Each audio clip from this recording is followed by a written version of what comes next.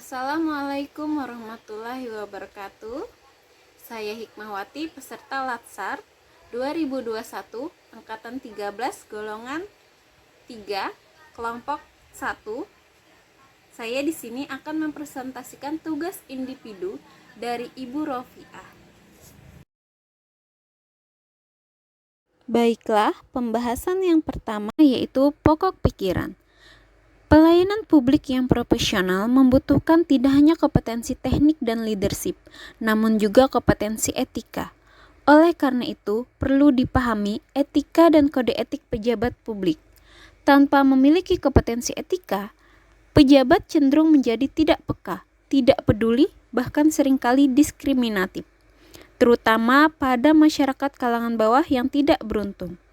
Etika publik merupakan refleksi kritis yang mengarahkan bagaimana nilai-nilai kejujuran, solidaritas, keadilan, kesetaraan, dan lain-lainnya dipraktikkan dalam wujud keprihatinan dan kepedulian terhadap kesejahteraan masyarakat.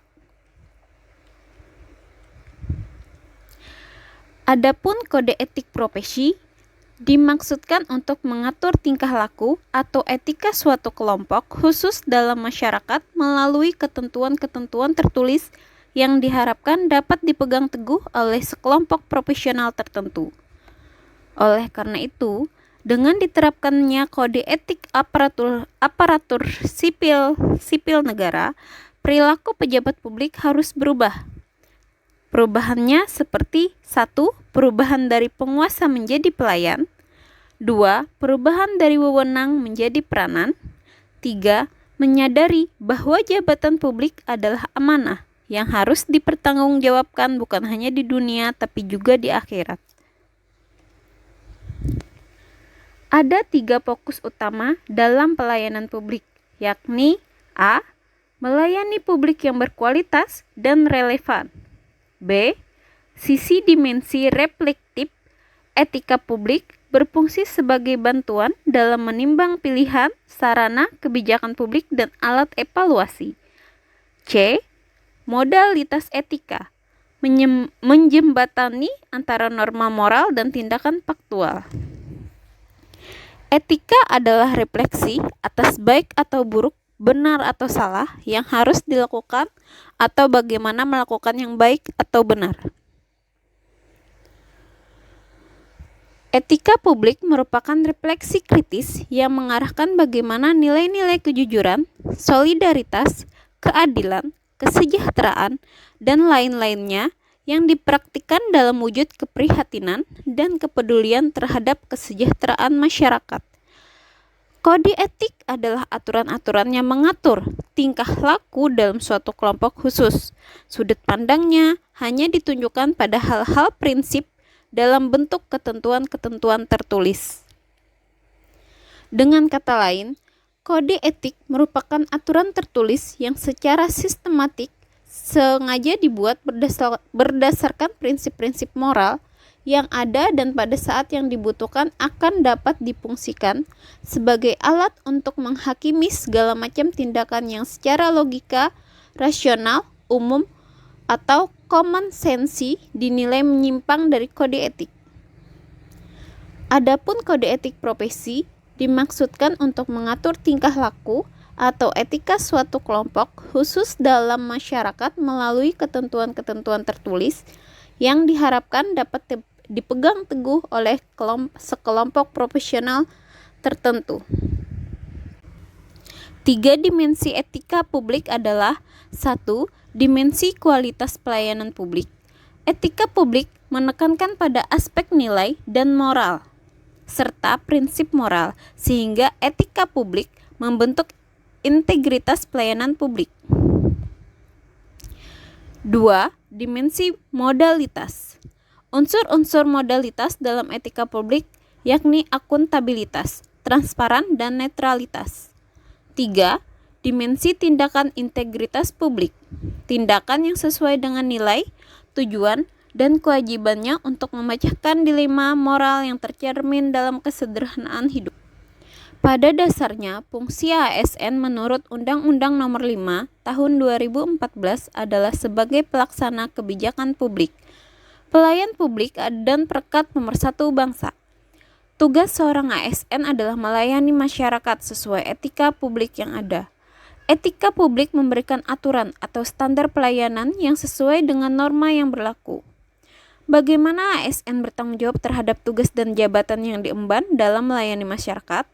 Yaitu dengan adanya kode etik bagi ASN diharapkan dapat merubah pola pikir dan perilaku pejabat publik dari penguasa menjadi pelayan, dari wewenang menjadi peran, dan menyadari bahwa jabatan publik adalah amanah yang harus dipertanggungjawabkan bukan hanya di dunia tapi juga di akhirat.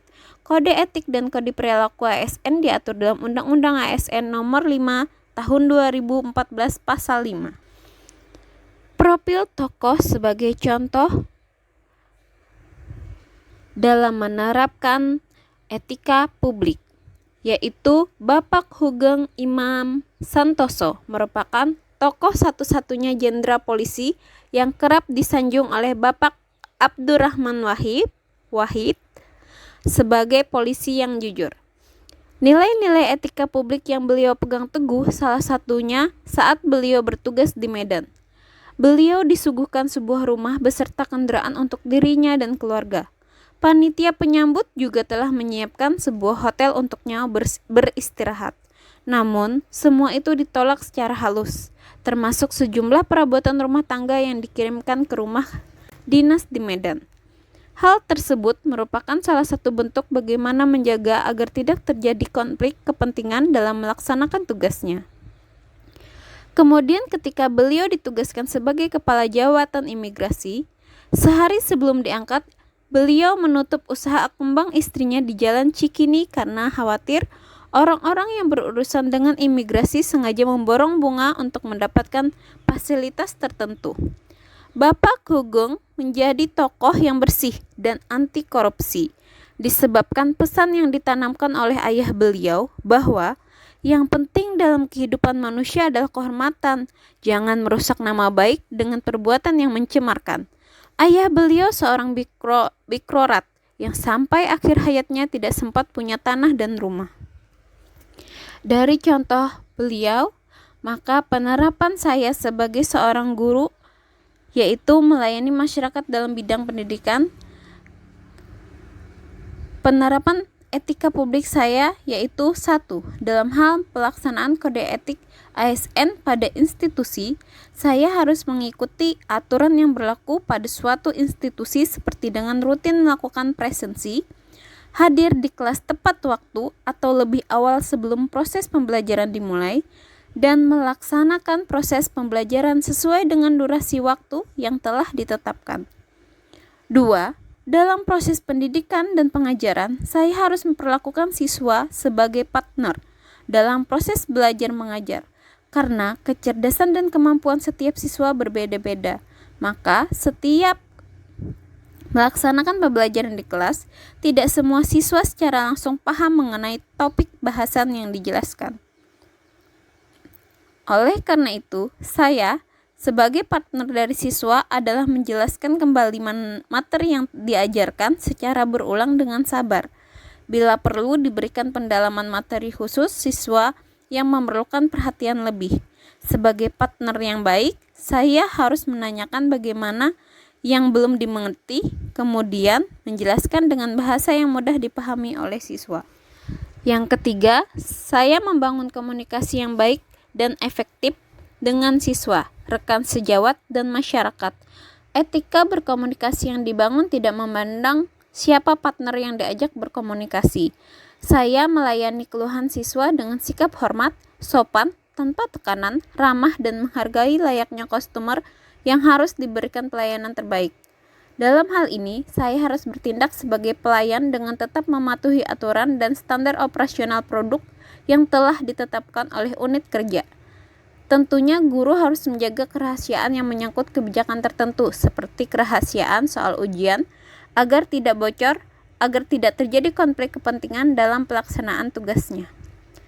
Keempat, saya berusaha memberikan informasi secara benar dan tidak menyesatkan kepada siswa tentang ilmu akademik yang saya ajarkan.